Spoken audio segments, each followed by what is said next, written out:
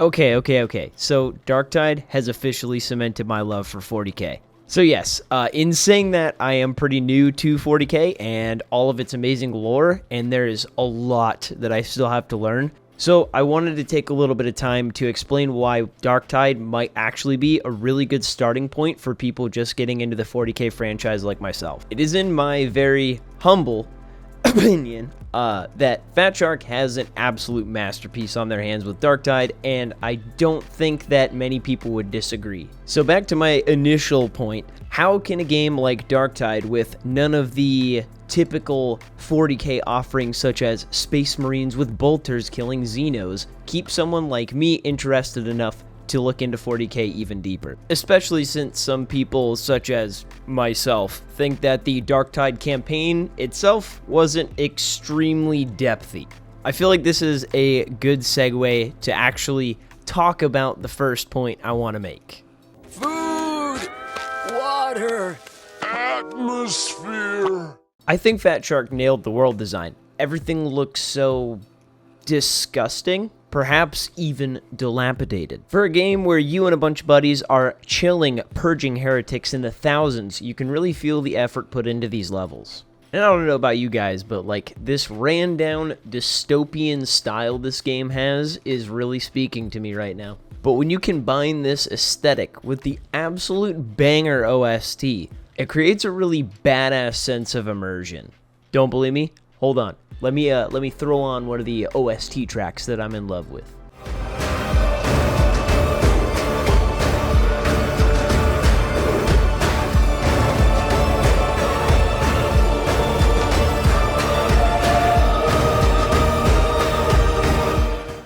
By the way, just so you guys know, if you guys are interested in the OST for Darktide, I'm going to link it down below. You can find it on YouTube, but just to make it easier, it's going to be in the description down below. But there is one more thing to add on to this amazing atmosphere, and to me, the enemy design is pretty incredible considering, like I said, I'm not super familiar with 40k. I did not know what poxwalkers were until friends told me, and I did not know what the Beast of Nurgle was or where it came from and why.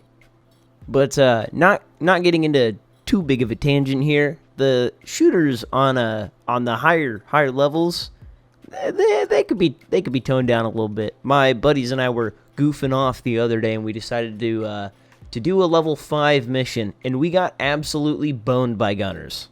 But that's just my 2 cents. Maybe I'm trash at this game. I was playing a level 5, so, you know, what's to be expected? But all that's besides the point. It was actually the Beast of Nurgle boss showing up for the first time for me. Fortunately, I had my mates there to kind of explain what it was and why it was there and what it was doing, which was awesome.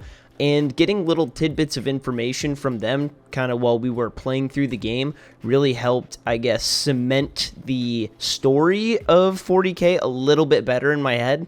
But I guess what I'm trying to say is that the mystique of the enemies, at least to me, not knowing anything about 40k really, and seeing... Okay, hold it right there. Now, just 1 minute. I was editing this video, and I saw this.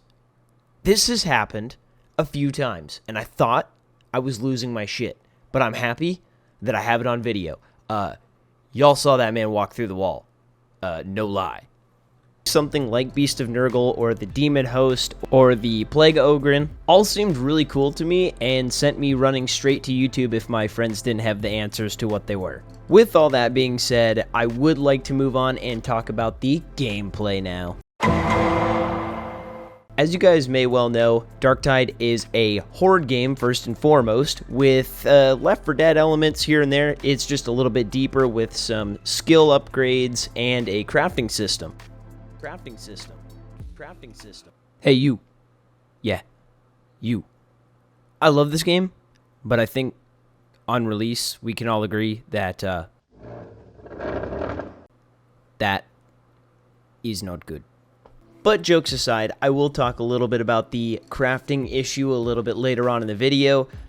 As you may well guess, this game is great, but it is not perfect. It is not without flaw. We will get to that eventually, but for now, I do want to talk about the gameplay.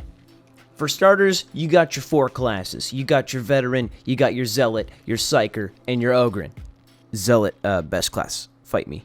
But on the real, I do feel like all 4 classes are very well defined, with your Vet being kind of your true FPS gunner guy, your Zealot being your melee guy, your Psyker being your mage, and your Ogryn being your tank. Each of these classes comes with a pretty unique and diverse set of skills. At first glance, it doesn't seem like you have that many options, but when you look at your weapon pairings with your skill choices, the game gets pretty freaking deep for builds. As you guys may see in this gameplay in the background footage, my Zealot is currently running kind of a bleed crit build. Every time I bleed something, it gives it a bigger chance to crit, and the laceration on my knife adds 3 stacks of bleed, and it is a really, really good time.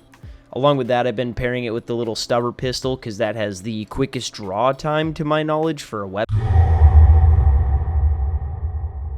so it just makes it a really snappy, fun time. And another thing that is super cool and adds a layer of complexity to the combat is the new coherency system. The coherency system is there to kind of reinforce team play, and it becomes extremely important as you're approaching the higher tier missions, the harder ones, where, correct me if I'm wrong about this, but the AI director will actually punish you for going out on your own and straying away from your team. In higher end missions, you almost have to stay in coherency a lot of the time to regenerate toughness or have curios that give you different abilities. Actually, all 4 classes have abilities or skills that are related to coherency in some way or another. I think they unlock at level 15 for each class. That being said, I think that the progression in this game is really good, and it feels really good getting to level 30 and unlocking new weapons and things that are specific to your class. However, I will say there is one caveat to this, and that is after you hit level 30 and you're getting into the higher tier missions, you've gotten all of your curios to the Mastercraft status, which is the orange variant. Besides tinkering around with your builds and going through all of your penances, which are a very cool idea, might I add, there's not a whole lot to do at this current point in time. And a lot of that falls onto the crafting system. As of launch day, when I'm making this video, we don't really have anything crafting-wise that is accessible to us besides consecrating our weapon, which is just basically leveling it up. If you get it to the orange tier, then you get another blessing and you get another stat trait. We're still missing things like Earn Blessing, where you can discard weapons that you don't use anymore and take one of the blessings from them that you may want. We're missing things like Combine Blessings, which allow you to add blessings together if you have the same type, to my understanding, and it will make them even stronger. We've got Rebless. By reblessing a weapon in the shrine, you can replace a weapon's existing blessing by expending a votive offering from your collection, further tailoring the weapon to your liking. The weapon gains a blessing associated with the chosen votive offering.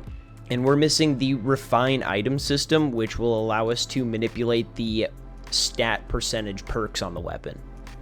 With the crafting system being the way that it is right now, it makes it really hard to actually craft a build to your liking. You kind of just have to depend on random rolls from the vendors and then upgrade them and pray that you get the right perks and blessings to go along with your build, which is not super fun because you're dealing with a whole lot of RNG there.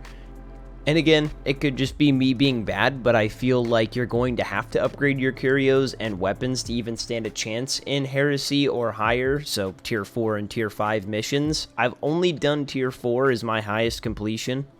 And like I said earlier, I did attempt a tier 5, but we got absolutely slapped. But I will say, once the crafting system is released in full, it should make grinding past level 30 a lot more fun, and it should make it a little bit easier on us as we're able to make better builds. Like I was talking about earlier with the bosses, there are a lot of enemy types in Darktide.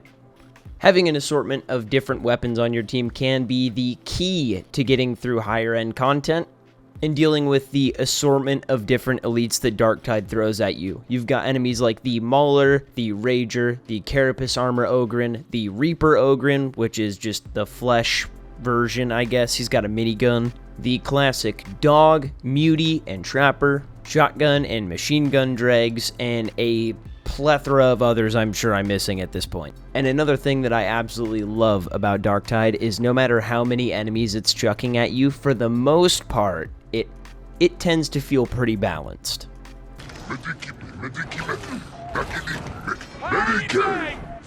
For this next section, I wanted to talk about the one thing in Darktide that absolutely won my heart over. That being its amazing community and the way they interact and RP with you randomly in matches or in social spaces. Granted, a lot of the time it was my buddies that were creating these shenanigans and making them happen, but I do fondly remember there was this one match we were playing together and we ran into this guy named Sly Marbo.